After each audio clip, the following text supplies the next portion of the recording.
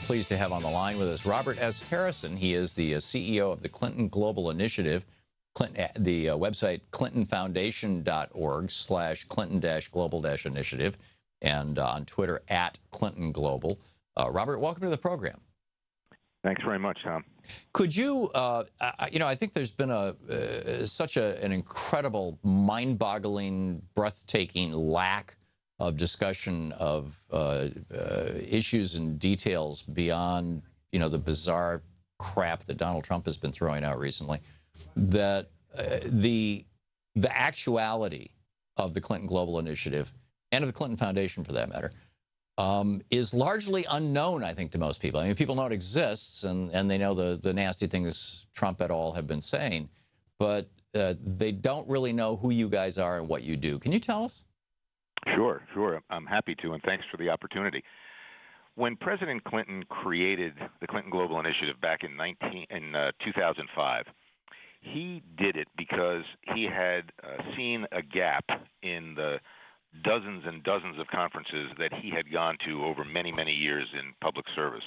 What he saw was that they were talk fests, that they really did not amount to much other than bringing important people together to talk about important issues. But what he wanted to do was create an environment where people would be required to actually take action against those important issues. And by important issues, he meant access to health care, poverty alleviation, access to education, climate change and the environment, and others. But those were the key ones that we focused on in the early years.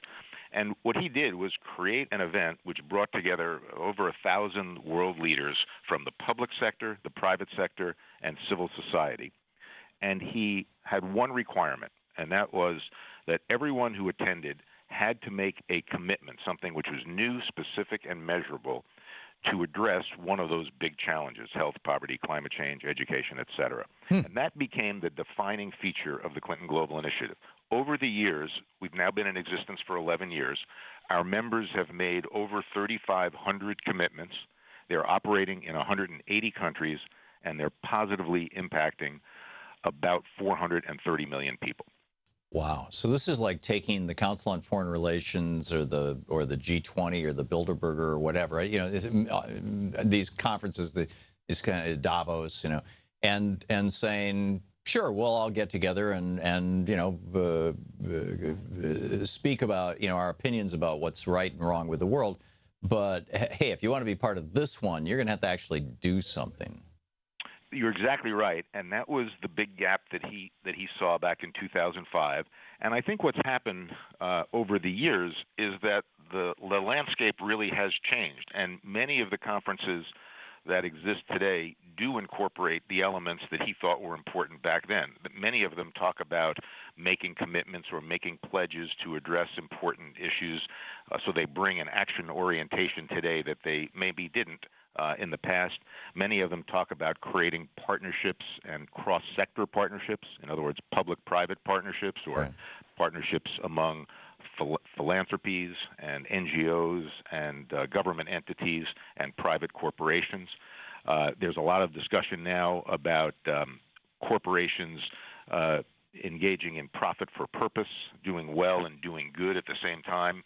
President Clinton wrote an article in the Harvard Business Review about the importance of that, market-based solutions, leveraging core competences to do good things for the environment, socially and economically.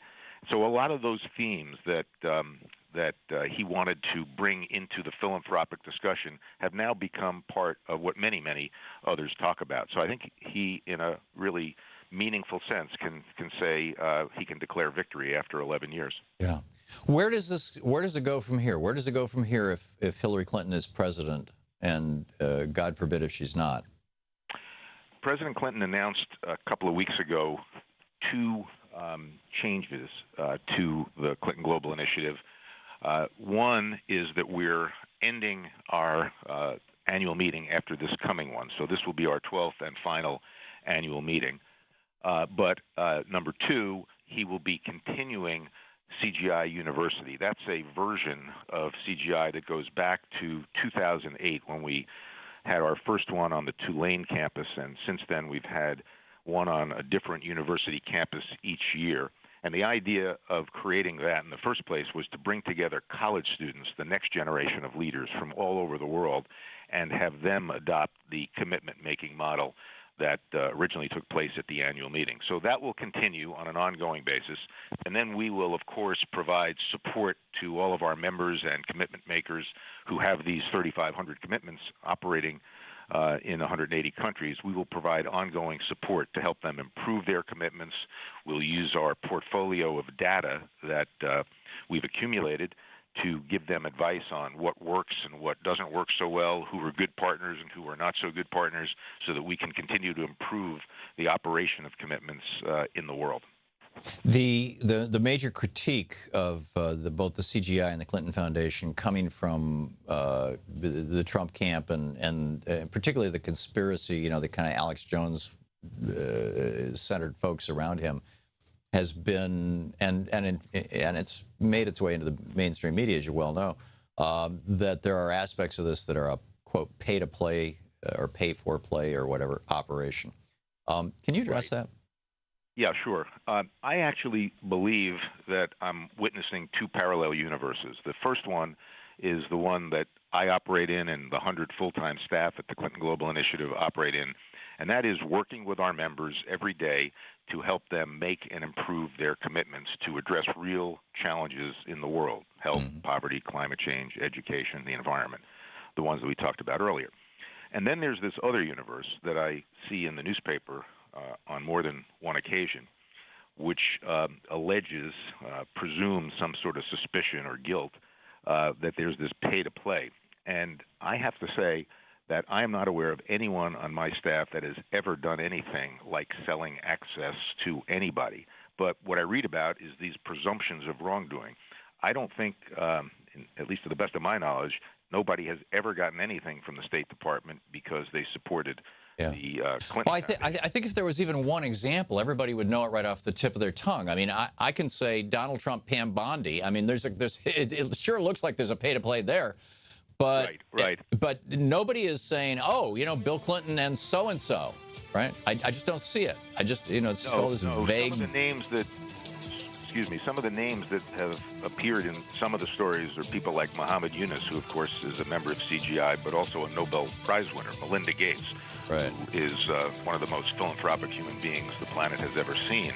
Yeah. Of course, the State Department would meet with people like that. Yeah, of course. Whatsoever. Robert Harrison, I'm sorry we're out of time, but hang on just a second. You're listening to the Thom Hartmann Program. Call 202-808-9925. Guy always steps on me. Robert S. Harrison, the CEO of the Clinton Global Initiative, ClintonFoundation.org, Clinton Global under Twitter. Thank you, Robert. Thank you very much.